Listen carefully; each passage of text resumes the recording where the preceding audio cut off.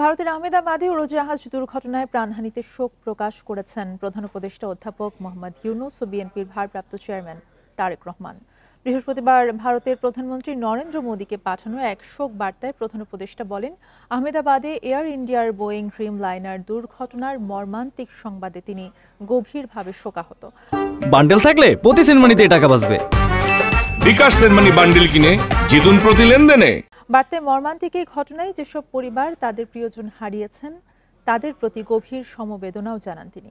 এদিকে বিএনপির ভারপ্রাপ্ত চেয়ারম্যান তারেক রহমান তার ভেরিফাইড ফেসবুক পোস্টে এই ঘটনায় শোক জানিয়ে শোকস্তব্ধ পরিবারের প্রতি সমবেদনা জানিয়েছেন।